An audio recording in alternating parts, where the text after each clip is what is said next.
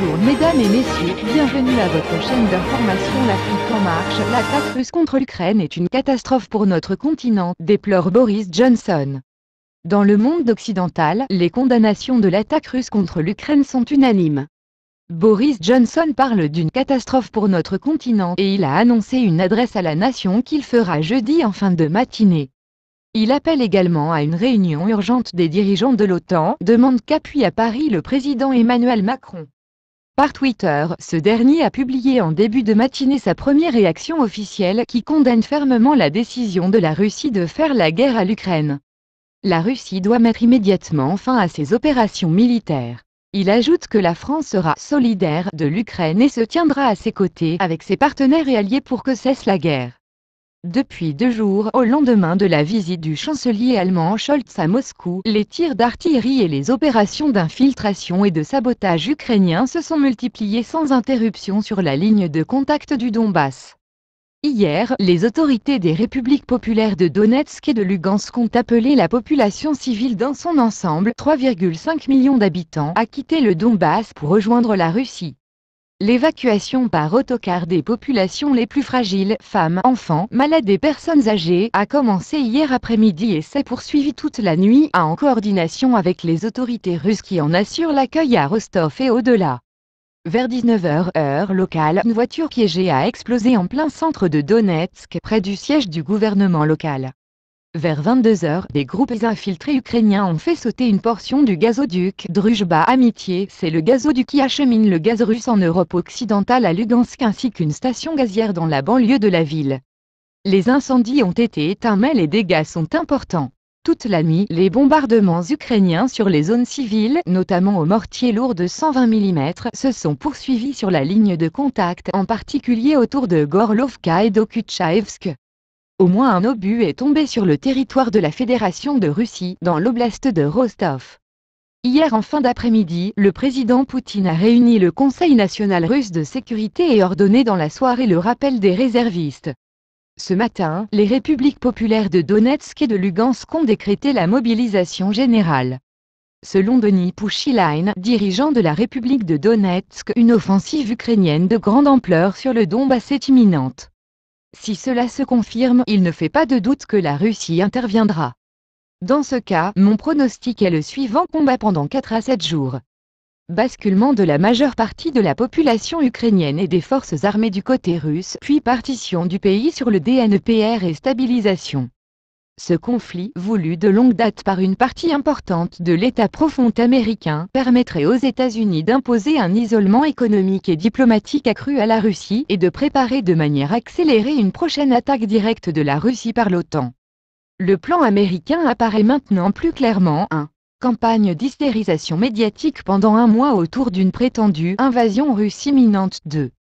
Pendant ce temps, les seconds couteaux, France, GB, Allemagne, sont envoyés jouer leur rôle respectif dans une comédie diplomatique destinée à faire illusion et à désarmer les préventions russes.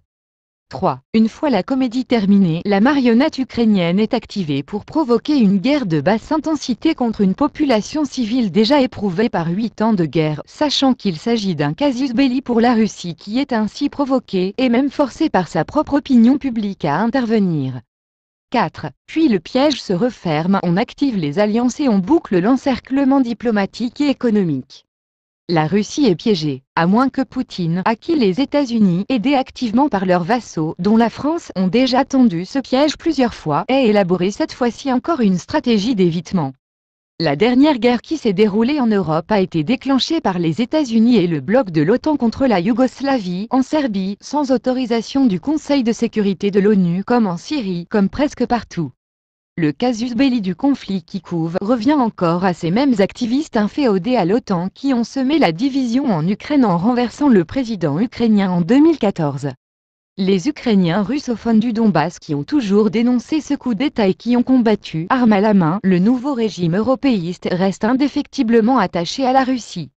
Ils ont fait sécession et revendiquent l'indépendance de leur territoire vis-à-vis de l'Ukraine. Dès 2015, les accords de Minsk instauraient un cessez-le-feu entre les belligérants en acceptant la création d'un gouvernement provisoire au Donbass. Malheureusement, l'ONU n'a toujours pas reconnu officiellement cette sécession. La volonté d'entrer dans l'OTAN affichée par les dirigeants ukrainiens putschistes constitue une autre grosse pierre d'achoppement. L'OTAN, ce machin comme l'appelait De Gaulle, était censé protéger l'Europe de l'Ouest de la menace communiste soviétique.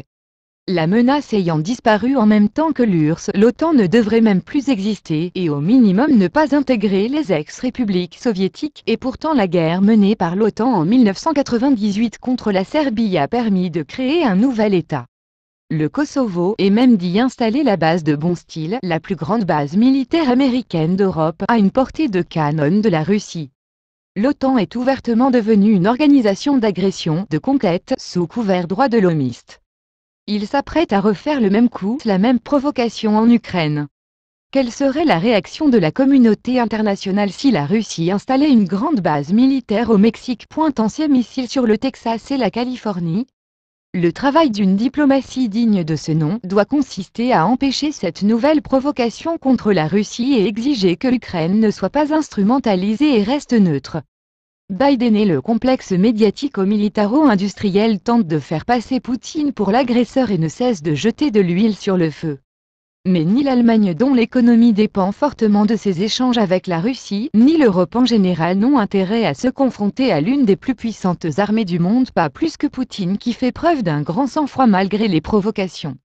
Néanmoins, l'Empire états-unien, qui redoute plus que tout une Europe unie, réussit encore à maintenir l'isolement de la Russie préconisé par Brzezinski. Gouverner, c'est prévoir, et Poutine, qui subit déjà des sanctions occidentales, américaines, renforce ses liens avec l'Asie et la Chine grâce, entre autres, à la route de la soie qu'il a rétablie. L'Europe, divisée, séparée de la Russie, se trouve prise entre le marteau américain et l'enclume russe. Alors plutôt que d'isoler Poutine et de le pousser à s'allier avec la Chine, ne serait-il pas plus judicieux de se rapprocher de la Russie pour renforcer l'Europe des nations? Eh bien, n'oubliez pas de vous abonner à la chaîne pour ne pas rater notre prochaine publication. Au revoir.